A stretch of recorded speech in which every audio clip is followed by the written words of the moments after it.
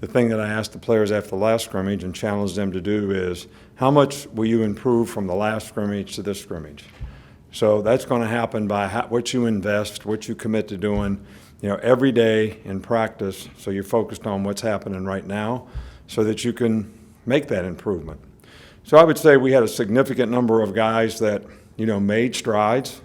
We're better in this game, a lot less anxiety, especially for the young players, but not where we want to be. I think we're still not tackling well on defense, too many missed tackles, too many guys breaking down, not aggressive enough, not enough cleanup, give up a few too many big plays. On offense, last week we were really good in terms of turnovers and taking care of the ball. Today we had the ball on the ground more than we'd like. Threw a couple picks, which we got to not do, so we got to do a better job of taking care of the ball. So, when you're playing against each other, if this guy's doing good, then that guy playing against him who's still on your team may not be doing so good. So it really is hard to evaluate the overall consistency of performance until you watch the film. The scrimmage format today was a little bit different. We played the first, I think, like 55 or 56 plays exactly like a game. Had the headsets, had the coaches in the box, it's going to be in the box, had the coaches on the sidelines, it's going to be on the sidelines. Used the communication for offense, defense, special teams. So we got, when I say 60 plays, I'm talking about total. So a little over 25 for both first teams. First team played against the second team offense. First team defense played against second team offense. First team offense played against second team defense. And then we did some situational stuff, which is good on good, which I think is a little more challenging to the players, especially when you have a significant number of players that we either held out of the scrimmage or were injured and didn't want to take a risk. So, for example, I think 4 guys in the front 7 on defense didn't scrimmage today that we would consider starters. And then we limited the reps of some other guys. So the first team becomes half the second team becomes half the third team. So it's great for the experience of the players and their development. The younger guys to be able to get in those situations have to be responsible, accountable to do their job.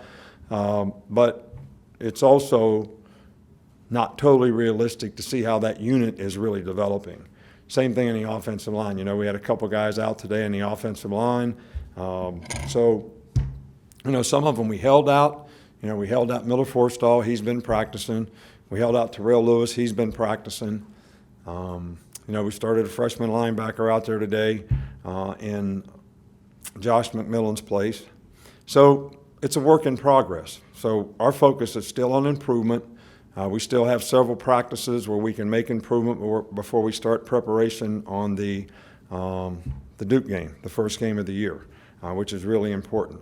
So the schedule is we're giving the players tomorrow off completely, and then we will practice Monday night, and then we'll be back on one of days with, school starting on Wednesday.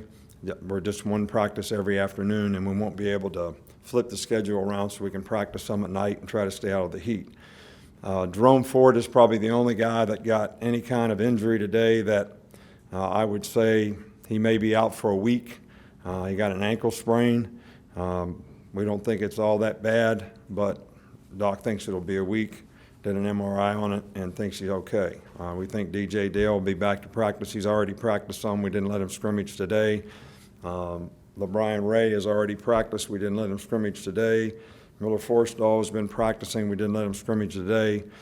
So, Matt Womack has been practicing. We didn't let him scrimmage today. So we just, trying to get our team, sort of healthy. I think now with school starting, maybe we'll be able to get some of these guys back. And I think everybody's got to use this time we have off tomorrow and pretty light on Monday to be able to get some recovery going for themselves. There's injury concerns in preseason for NFL with preseason games, and there have been injuries here in the past with scrimmages. Do you change the format of anything with scrimmages to avoid exposures like that for injuries? I don't understand your question. Do you limit any of the reps? Do you Do you Well, limit I just scrimmage? told you half a dozen guys we didn't scrimmage today. We limited other guys' reps. Yes, we do. But, the question to me is they practice a lot less in the NFL than they used to, and they have just as many or more injuries. So how relative is all that?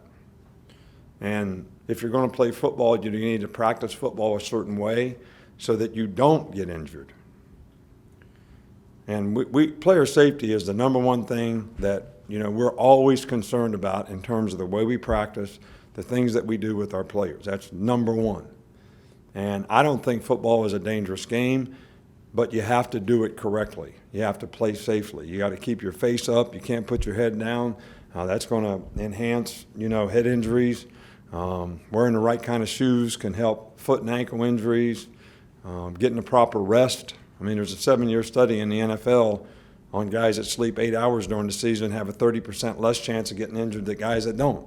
So pretty significant, some of these things, in terms of how people need to take care of themselves so that they can stay on the field and avoid injury.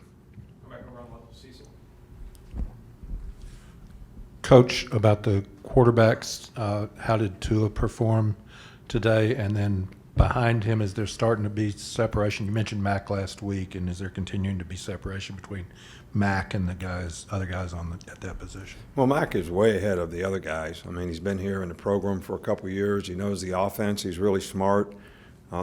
He makes good decisions for the most part. The big thing we've been trying to get him to do is, when he doesn't make a good play, don't hang on to it. Go to the next play.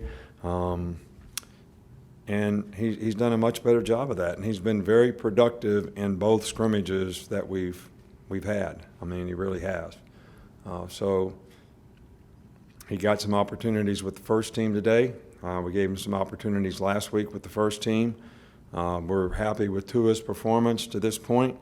And, I think offensively we're good. We got more guys that have more experience.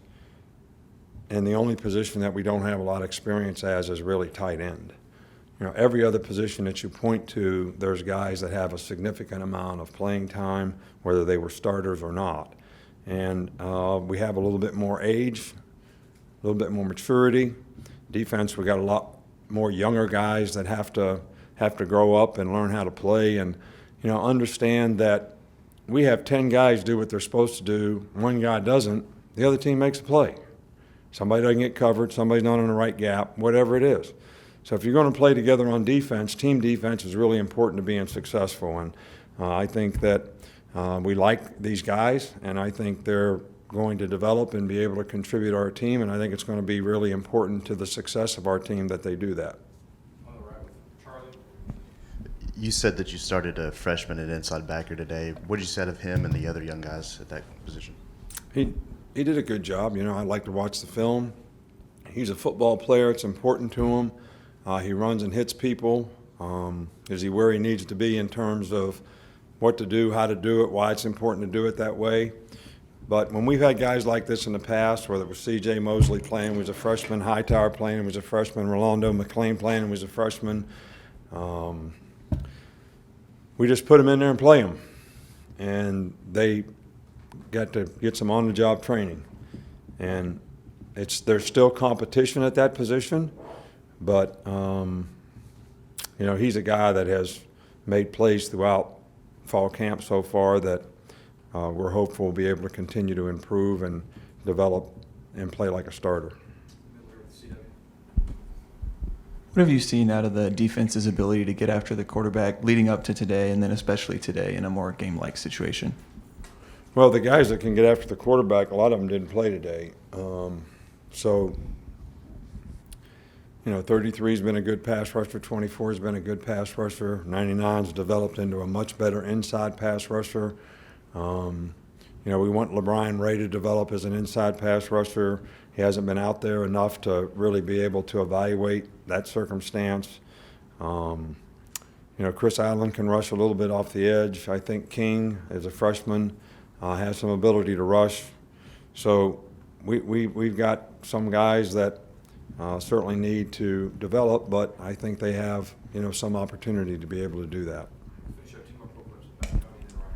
I know you mentioned that Miller was held out, but what did you see from the rest of the tight ends during the scrimmage? Some good, some bad. I don't think that we're where we need to be at that position, but those guys are all working hard. It's important to them. They're making progress. They're all improving, and that's all we can ask for. And what I tell players all the time: give us 100% of what you got. Some people think if they're not 100%, they really can't play. We need you to practice and give 100% of whatever you got. I mean, that's how you get better. I mean, there's nobody that's 100% right now. We practiced how many practices in the last whatever, and it's been 97 degrees every day. I mean, who's 100%? We hit more than we probably hit all the rest of the year in terms of days, in a row in terms of how you practice, and we try to, change that up as much as we can. So who's 100%? Nobody's 100%. You got to learn how to give 100% of whatever it is you got.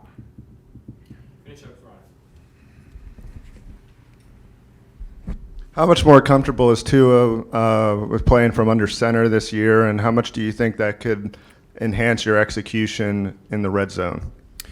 I don't know. I think, when he's under center, he's got a lot better chance of getting the ball off in 2.5 seconds.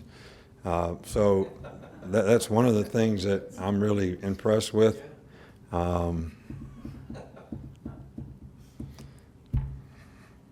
Look, he's a good quarterback. He makes good decisions when he's in the gun. He makes good decisions under center. I think having a combination of those two things is probably a good thing. I think we have a little more diversity in the passing game than we had in the past, which is probably a good thing. And I certainly think we have more ways to utilize the skilled players that we have, which is probably a good thing. And I think he's very comfortable with what he's doing right now, whether it's under center or in the gun. I think the key to the drill in the red zone is you got to be able to run the ball. If you can't run the ball in the red area when the field shrinks, it gets really hard to throw it down there. The windows get small. You got to get rid of the ball more quickly, make quicker decisions, and everything closes up faster. So when you can run the ball and create favorable down distances, you got a better chance to keep the defense off balance. So. And that's one of the areas that we want to improve in on both sides of the ball is red area efficiency. Thanks, Coach. All right, thank you.